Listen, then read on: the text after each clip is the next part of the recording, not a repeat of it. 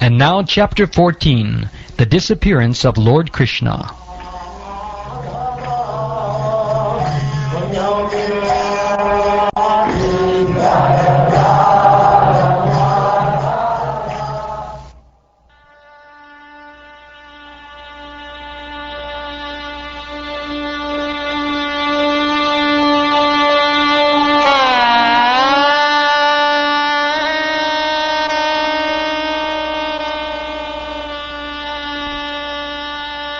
Sri Suta Goswami said, Arjuna went to Dwarka to see Lord Sri Krishna and other friends, and also to learn from the Lord of his next activities. A few months passed, and Arjuna did not return. Maharaj Yudhishthira then began to observe some inauspicious omens, which were fearful in themselves. He saw that the direction of eternal time had changed, and this was very fearful. There were disruptions in the seasonal regularities. The people in general had become very greedy, angry, and deceitful. And he saw that they were adopting foul means of livelihood. All ordinary transactions and dealings became polluted with cheating, even between friends. And in familial affairs, there was always misunderstanding between fathers, mothers, and sons, between well-wishers, and between brothers. Even between husband and wife, there was always strain and quarrel. In course of time, it came to pass that people in general became accustomed to greed, anger, pride, etc. Maharaj Yudhishthira, observing all these omens, spoke to his younger brother. Maharaj Yudhishthira said to his younger brother Bhima, saying, I sent Arjuna to Dwarka to meet his friends, and to learn from the personality of Godhead, Krishna, of his program of work. Since he departed, 7 months have passed, yet he has not returned. I do not know factually how things are going there. Is he going to quit his earthly pastimes, as Devarshi Narad indicated? Has that time already arrived? From him only all our kingly opulence, good wives, lives, progeny, control over our subjects, victory over our enemies, and future accommodations in higher planets have become possible. All this is due to his causeless mercy upon us. Just see, O man with the tiger strength, how many miseries due to celestial influences, earthly reactions, and bodily pains, all very dangerous in themselves, are foreboding danger in the near future by deluding our intelligence. The left side of my body, my thighs, arms, and eyes are all quivering again and again. I am having heart palpitations due to fear. All this indicates undesirable happenings. Just see, O Bhima, how the she-jackal cries at the rising sun and vomits fire, and how the dog barks at me fearlessly. O Bhimasena, tiger amongst men, now useful animals like cows are passing me on the left side, and lower animals like the asses are circumambulating me. My horses appear to weep upon seeing me. Just see, this pigeon is like a messenger of death. The shrieks of the owls and their rival crows make my heart tremble. It appears that they want to make a void of the whole universe. Just see how the smoke encircles the sky. It appears that the earth and mountains are throbbing. Just hear the cloudless thunder and see the bolts from the blue. The wind blows violently, blasting dust everywhere and creating darkness. Clouds are raining everywhere with bloody disasters. The rays of the sun are declining. and the stars appear to be fighting amongst themselves. Confused living entities appear to be ablaze and weeping. Rivers, tributaries, ponds, reservoirs, and the mind are all perturbed. Butter no longer ignites fire. What is this extraordinary time? What is going to happen? The calves do not suck the teats of the cows, nor do the cows give milk. They are standing, crying, tears in their eyes, and the bulls take no pleasure in the pasturing grounds.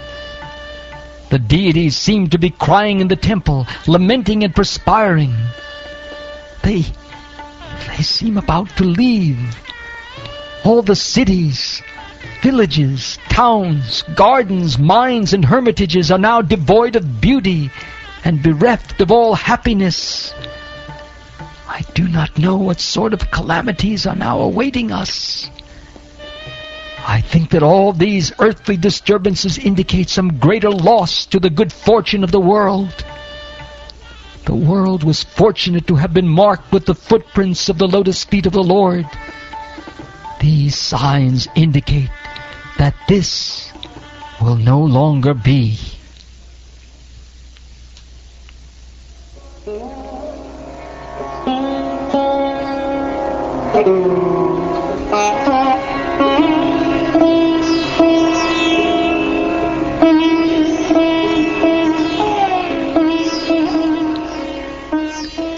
O Brahmin Shonaka, while Maharaj Yudhishthira, observing the inauspicious signs on the earth at that time, was thus thinking to himself, Arjuna came back from the city of the Yadus, or Dwarka. When he bowed at his feet, the king saw that his dejection was unprecedented. His head was down, and tears glided from his lotus eyes. Seeing Arjuna pale due to heartfelt anxieties, the king, remembering the indications of the sage Narrated, questioned him in the midst of friends. Maharaj Yudhishthira said, My dear brother, please tell me whether our friends and relatives, such as Madhu, Bhoja, Dashara, Adha, Satvata, Andika, and the members of the Yadu family are all passing their days in happiness. Is my respectable grandfather Shurasena in a happy mood? And are my maternal uncle Vasudeva and his younger brothers all doing well? His 7 wives, headed by Devaki, are all sisters. Are they and their sons and daughters-in-law all happy? Are Ugrasena, whose son was the mischievous Kamsa, and his younger brother still living? Are Adhika and his son Kritavarma happy? Are Akrura, Jayanta, Gada, Sharana, and Shatrujit all happy? And how is Balaram, the personality of Godhead and the protector of devotees? How is Pradyumna, the great general of the Vrishni family? Is he happy? And is Aniruddha, the plenary expansion of the personality of Godhead, faring well? Are all the chieftain sons of Lord Krishna, such as Sushena, Charudeshna, Samba, the son of Jambavati, and Rishabha, along with their sons, all doing well? Also Shrutadev, Uddhava, and others, Nanda, Sunanda, and other leaders of liberated souls, who are constant companions of the Lord, are protected by Lord Balaram and Krishna. Are they all doing well in their respective functions? Do they, who are all eternally bound in friendship with us, remember our welfare?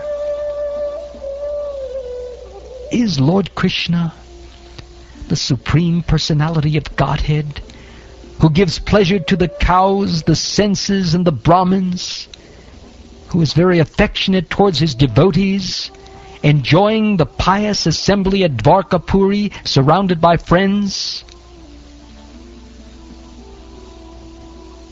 The original personality of Godhead, the enjoyer, and Balaram, the primeval Lord Ananta, are staying in the ocean of the Yadu dynasty for the welfare, protection, and general progress of the entire universe. And the members of the Yadu dynasty, being protected by the arms of the Lord, are enjoying life like the residents of the spiritual sky. Simply by administering comforts at the lotus feet of the Lord, which is the most important of all services, the queens at Dwarka, headed by Satyabhama, induced the Lord to conquer the demigods. Thus the queens enjoy things which are prerogatives of the wives of the controller of thunderbolts, Indra.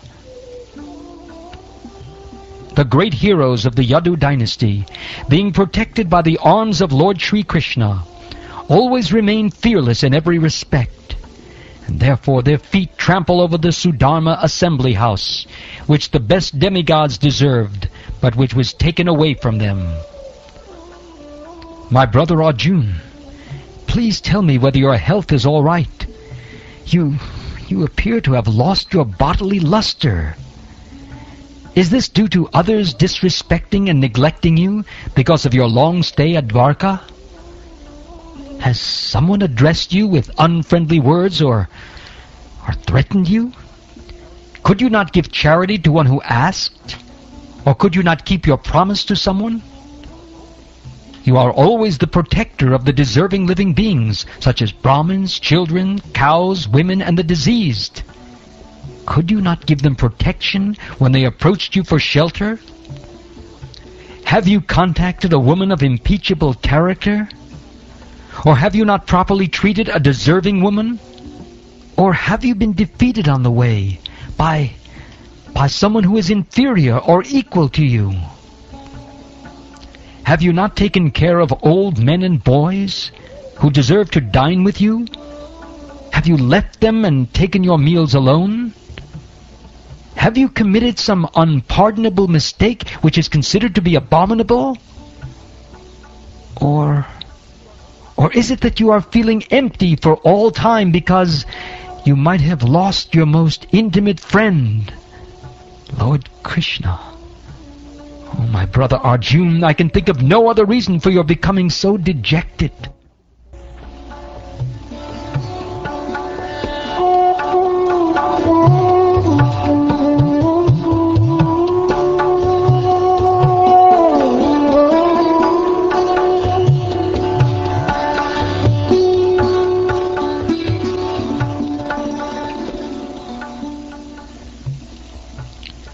Thus ends the 14th chapter of the first canto of the Srimad Bhagavatam, entitled The Disappearance of Lord Krishna.